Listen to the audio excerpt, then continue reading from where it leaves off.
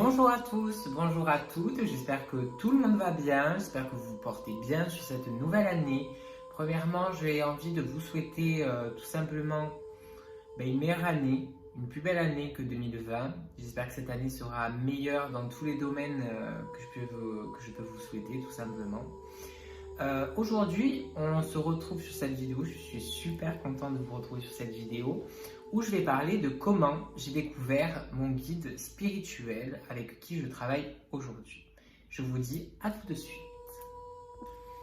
Comme je vous l'ai déjà expliqué, mon premier guide spirituel a été ma grand-mère, que j'ai découvert sur une photo où elle est apparue. Et c'est comme ça que j'ai découvert en gros que ma grand-mère était mon guide spirituel. Un guide spirituel, déjà ce qu'il faut savoir, c'est que c'est une personne que vous n'avez pas pu connaître sur cette terre, ou du moins dans cette vie-là. Un guide spirituel, c'est quelqu'un avec qui vous avez pu partager vos vies antérieures, ou partager tout simplement, on va dire, des moments ensemble, mais on va dire dans l'au-delà, mais pas sur terre, du moins pas dans cette vie-là.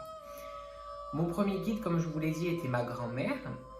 Ma grand-mère, on va dire qu'elle a été là avec moi pour mon apprentissage, si je peux dire ça comme ça. Elle a été là pour me donner les bases de mon don et me faire comprendre qu'est-ce que je devais faire de mon don, comment je devais m'en servir et à qui je devais, on va dire, apporter cette aide-là. Ensuite, dans la médiumnité, on évolue. Et quand on évolue, tout simplement, on peut être amené à changer de guide spirituel. Ça a été mon cas. Ma grand-mère a été avec moi, on va dire, à peu près pendant un an et demi, à peu près, le temps que j'apprenne vraiment à la connaître et le temps qu'elle m'apprenne, on va dire, à comment ça se passe dans ce monde-là, dans le monde de la voyance et de la médiumnité.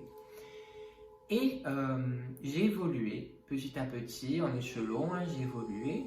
Et au moment de mon évolution, je suis allé voir ma médium à moi et je lui ai demandé tout simplement de me faire une guidance. Donc une guidance, c'est le moyen, par une consultation, de voir à quel niveau vous êtes dans votre spiritualité ou à quelle étape vous êtes dans votre médiumnité, tout simplement.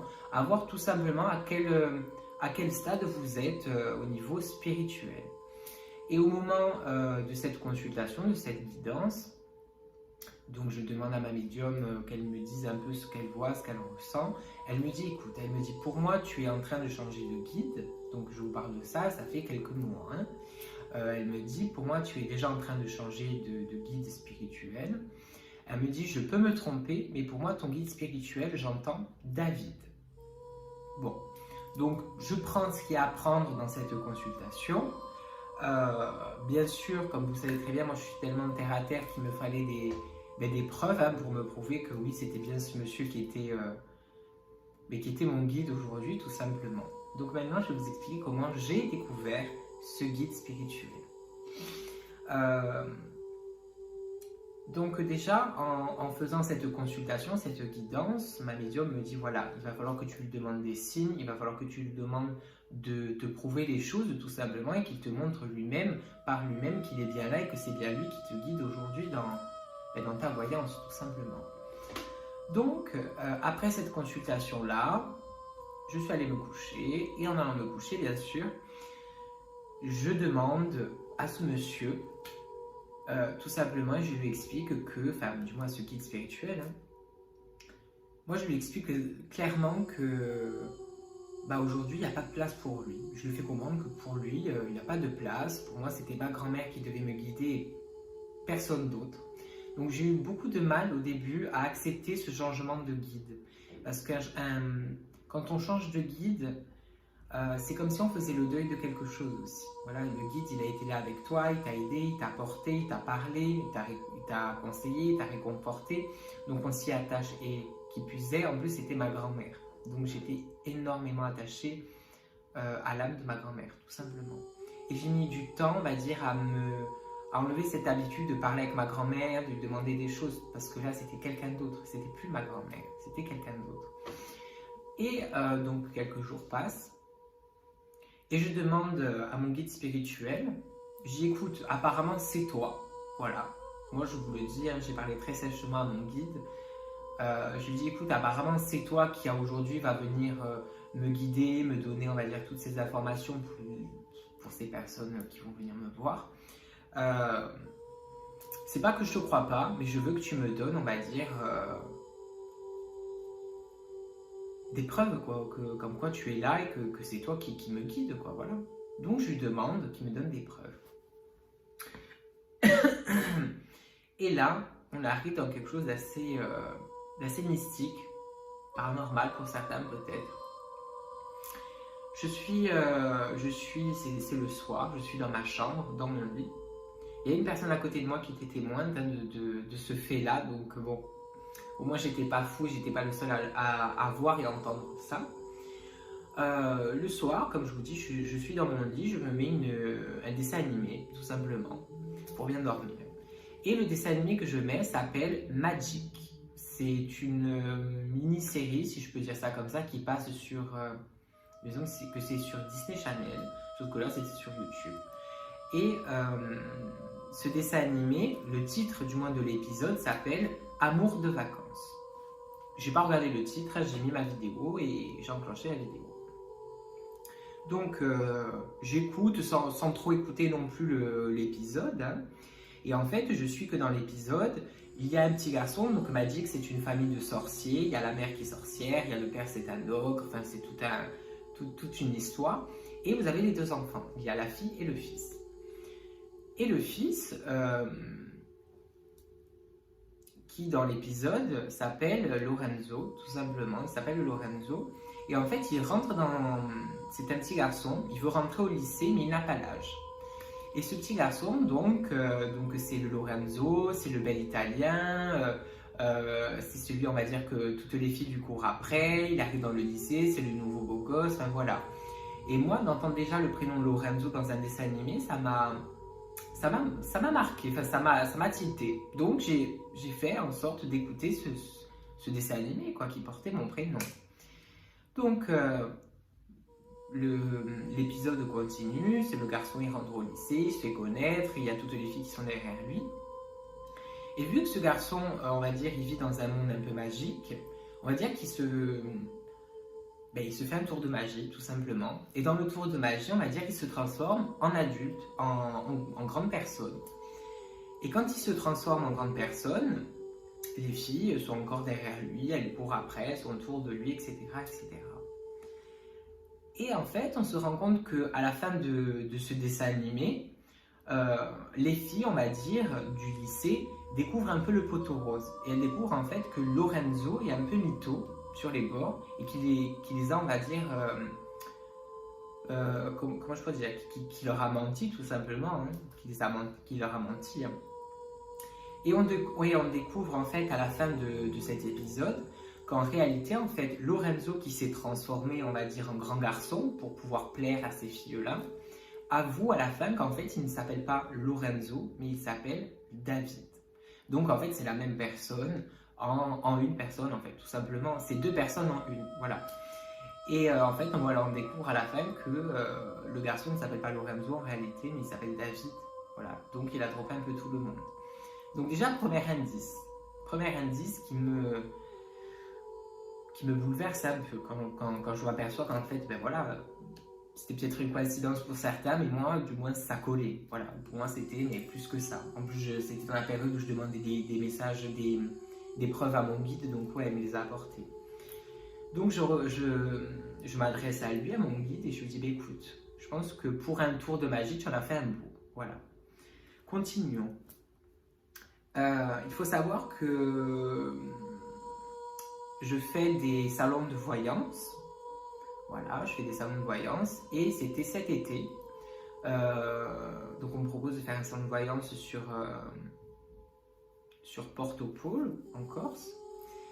Et donc je vais à ce salon de voyance. Donc on y va en tant que médium pour travailler. Et moi quand je suis en consultation, j'adore jouer avec mes guides et leur demander des choses. J'adore. Interagir avec eux, j'adore ça. Et avant que mes clientes arrivent, je demande à mon guide, je lui dis voilà, il nous reste tant de clientes dans la journée, je veux que tu me montres que tu es là. Montre-moi que tu es là, il faut que tu me prouves par quelque chose que tu es là. Donc effectivement, ma cliente arrive, elle s'installe. Donc je commence à lui faire sa voyance, je lui dis que je vois, on va dire, des choses pas très bonnes dans son sentimental, que je sens de la tromperie, il y a des mensonges, etc. Et je dis à cette dame, j'ai dit, ben, donnez-moi le prénom du monsieur et sa date de naissance, s'il vous plaît. Elle me donne sa date de... Alors, elle me donne d'abord le prénom. Le prénom, donc, elle me dit David. Et elle me dit, il est né le 2 novembre 1980. Et là, je la regarde et je lui dis, vous me faites le plus beau cadeau. Et je lui dis, je vous expliquerai après la voyance. La voyance se finit et là, j'explique à la dame, en fait, réellement, qu'est-ce qui s'est passé. Je dis, en fait, voilà, je demande des messages, des signes à mon guide spirituel. Et en fait, vous êtes arrivé là, vous m'avez dit que ben, votre compagnon s'appelait David. Et raison de plus d'y croire, c'est qu'en fait, le 2 novembre, ben, c'est ma date de naissance. Je ne suis pas né en 80, mais en 99. Mais c'est ma date de naissance, voilà. Voilà le deuxième signe que j'ai eu de mon guide spirituel. Continuons. Or, je commençais vraiment à le croire. Hein. Là, je commençais vraiment à me dire, bon, ok, c'est bien lui, il est bien là pour moi, etc. Et là, je vois encore un signe, je tombe sur un signe. Mais qui là, par contre, c'est pas un signe que j'avais demandé. Je suis dans ma chambre, et en fait, dans ma chambre, j'ai un meuble, tout simplement, en bois. Et sur mon meuble en bois, on va dire que à cause des rayures ou de ce qu'on a posé dessus, ça a créé, on va dire, des rayures sur le bois. Et en fait, si on regarde bien, sur le bois, il y a dessiné une sorte d'étoile. Alors un peu mal dessinée quand même, un peu brouillon, on va dire. Une sorte d'étoile avec un espèce de cercle autour. Bon, ça me passe par-dessus la tête, je continue de faire mes affaires. Et le soir, je suis sur Facebook, bêtement, je défile mon fil d'actualité et en fait je tombe sur, c'est une marque de bijoux, je sais plus ce que c'est. Et en fait la marque de bijoux, elle présente un collier et le collier ça fait comme une amulette en fait. Et en fait le collier ça forme une étoile avec un rond. Et sur cette étoile il y a marqué l'étoile de David. Et là je dis c'est pas possible. Alors je vais vite voir ma mère, je dis maman tu connais l'étoile de David? Elle me dit oui bien sûr, c'est ci, c'est là, elle explique. Je dis d'accord, ok. Je dis ben écoute, il y a l'étoile de David, on va dire, qui s'est dessinée sur mon bureau. Par la force des choses, ben, elle s'est dessinée sur mon bureau. Donc voilà comment mon guide spirituel s'est un peu manifesté dans ma vie, comment il m'a montré qu'il était là. Et ce qu'il faut savoir, c'est qu'avec vos guides spirituels, vous pouvez leur donner tous les jours des signes. Ils ne sont, on va dire, jamais épuisés. C'est des êtres inépuisables qui vous donneront toujours beaucoup d'amour et qui surtout vous soutiendront tout le temps de votre vie, tout le temps. Comme je dis toujours, votre guide, c'est plus vous qui allez lui lâcher la main que lui qui vous la lâchera. Lui viendra la récupérer votre main, mais c'est plus vous qui allez le rejeter que lui. Voilà. Donc votre guide spirituel, tout simplement, vous pouvez lui donner toute votre confiance que vous pouvez avoir, vous pouvez lui délivrer tous vos plus gros secrets, vos plus grosses angoisses, tout simplement. Il est là pour vous écouter, bien sûr, pour vous guider, pour vous amener vers le meilleur, tout simplement. À savoir qu'un guide spirituel ne peut pas faire de choix à votre place. Il faut le savoir. Vous avez toujours votre libre arbitre qui est là, bien sûr, pour, on va dire, dessiner votre destinée, tout simplement. Voilà, donc j'espère que cette petite vidéo d'explication de comment j'ai découvert mon guide vous a plu. Je l'espère en tout cas. Ben voilà, je vous dis, portez-vous bien. J'espère que cette vidéo a pu répondre peut-être à certaines questions de certaines personnes qui vont la regarder. Voilà, je vous dis merci beaucoup et puis on se dit à très bientôt pour la prochaine fois. Voilà. Et surtout, amour et lumière.